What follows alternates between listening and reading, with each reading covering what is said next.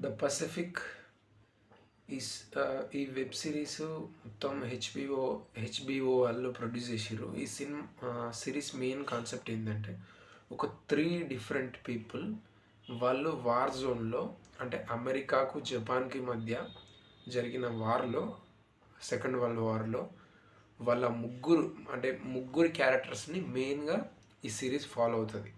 ఆ ముగ్గురు క్యారెక్టర్స్ ఎట్లా సఫర్ అయినా, ఎలాంటి డిఫికల్టీస్ ఫేస్ చేసినాయి ఆఫ్టర్ వార్ ఆల్సో, అండ్ వార్లో అండ్ వార్కు ముందు, ఈ 3 డిఫరెంట్ డైమెన్షన్స్ని ఈ హోల్ సిరీస్లో ఒక 10 ఎపిసోడ్స్లో చాలా బ్యూటిఫుల్గా కవర్ చేసిర్రు.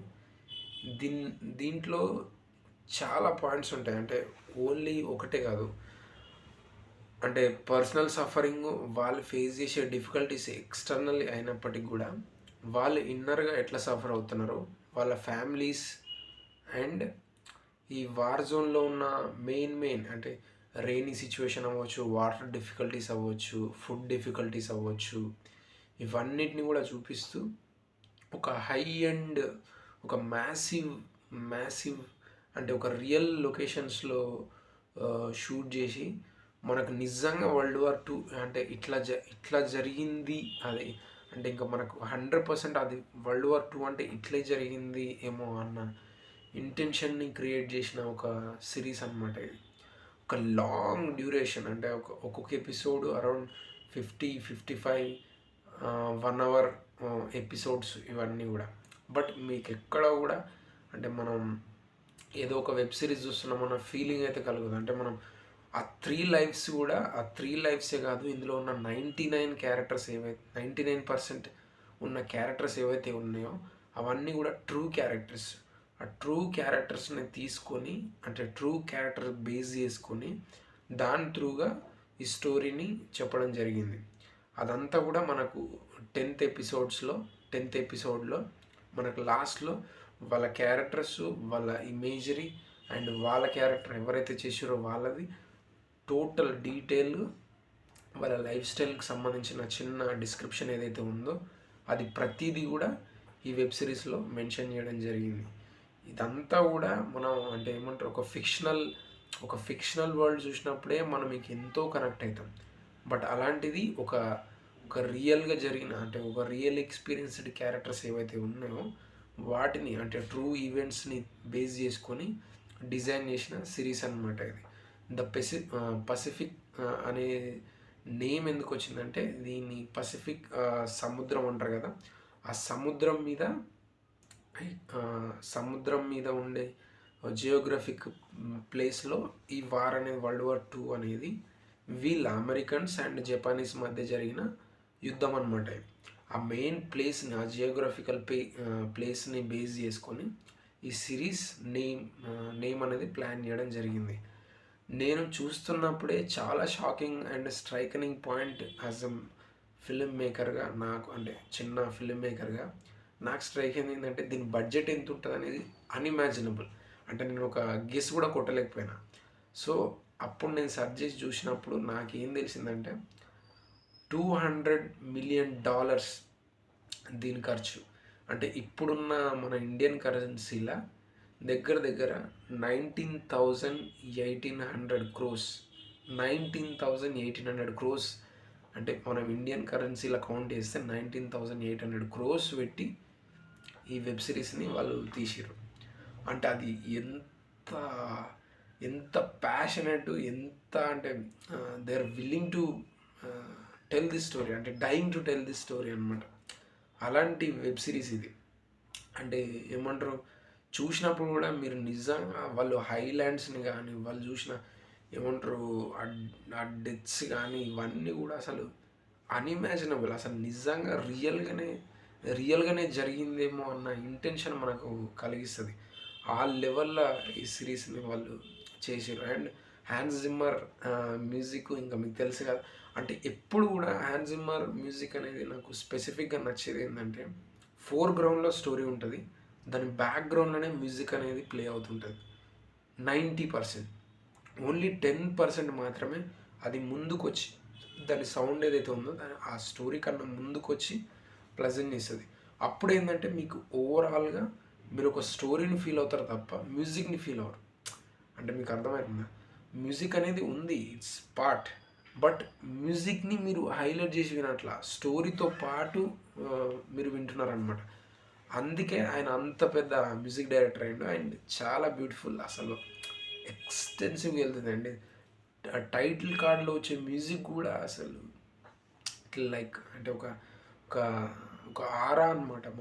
మనం వెళ్ళిపోయి ఆ జోన్లోకి వెళ్ళిపోయి, ఒక వార్ జోన్లోకి వెళ్ళిపోయి బతికేసి వచ్చినామేమో అన్న ఫీలింగ్ కలుగుతుంది మనకు. అంత హైలైట్ సిరీస్ అనమాట. అంటే ఐ మీన్ నాకు వార్ ఫిలిమ్స్ అంటే ఇంకా చచ్చేంత ఇష్టం. బట్ ఇది మాత్రం it covered most of it అనమాట. అంటే చాలా యూనిక్గా కవర్ చేసింది. అంటే వార్ ఫిలిమ్స్ అనేవి ఎండ్లెస్ అండి. అంటే ఒక్కొక్కరి పాయింట్ ఆఫ్ వ్యూలో ఒక్కొక్కటి వెళ్ళొచ్చు. ఇది వార్ జోన్కి సంబంధించింది, అమెరికన్స్కి అండ్ జపనీస్కి సంబంధించింది. ఒకటే పాయింట్ ఆఫ్ వ్యూలో వెళ్తుంటుంది, అమెరికన్ పాయింట్ ఆఫ్ వ్యూలో. అండ్ ఈ మెయిన్ 3 క్యారెక్టర్స్ ఏవైతే ఉన్నాయో వాటి త్రూగా మనకు స్టోరీని చూపించడం జరుగుతుంది. అండ్ ఎండ్ పాయింట్స్ కూడా, అంటే వాళ్ళు వారి నుంచి వచ్చిన తర్వాత కూడా వాళ్ళ సఫరింగ్స్ ఏవైతే ఉన్నాయో, వాళ్ళు ఎట్లా నిలదొక్కుని ఉన్నారు ఏంటిది అనేది కూడా కొంచెం డీటెయిల్గా చూపించడం జరిగింది ఈ సిరీస్లో. That's what I liked it most.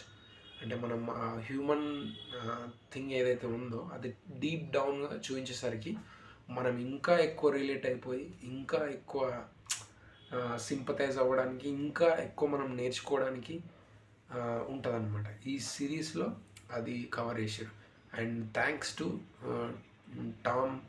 Tom and Spielberg. అసలు అఫ్కోర్స్ స్పీల్బర్గ్ది సేవింగ్ ప్రైవేట్ ర్యాన్ అంటే అదొక సెట్ ఆఫ్ పీస్. దీన్ని మనం కంపేర్ చేయలేం, కానీ దాన్ని లెవెల్లో ఉంటుంది. అంటే ఏ మాత్రం తగ్గకుండా దీని ఇండివిజువాలిటీ దీనికి ఉంటూ, దాని ఇండివిజువాలిటీ దానికి ఉంటూ, అంటే వాళ్ళ understanding level of making films అవ్వచ్చు, టెల్లింగ్ స్టోరీ అవ్వచ్చు, అంటే వాళ్ళ లవ్ ఏదైతే ఉందో, వాళ్ళ సినిమా వాళ్ళకి సినిమా మీద ఉన్న లవ్ ఏదైతే ఉందో అది టోటల్గా ద పెసిఫిక్లో మాత్రం క్లియర్ కట్గా కనిపిస్తుంది. ద విజువల్స్ అవ్వచ్చు, విజువల్స్ అనేది చాలా స్టూపిడ్ నన్ను అడిగితే. అంటే ఆ వార్ ఆస్పెక్ట్ ఏదైతే ఉందో దాన్ని క్లియర్ కట్గా మన కళ్ళ ముందు, అరే ఇదిరా వారు, ఇది కదా వారు, అంటే ఈ వార్ అంటే ఇన్ని డెత్స్, అసలు కౌంట్లెస్ డెత్స్ అనమాట. డెత్స్ అనేది కూడా ఏదో వాళ్ళని టకటక కాల్చేయడం, వాళ్ళకి కనిపించకపోవడం అట్లా కాదు. వాళ్ళ బాడీస్ని కూడా వాళ్ళు క్లియర్ కట్గా అంటే మనకు కనిపిస్తుంది.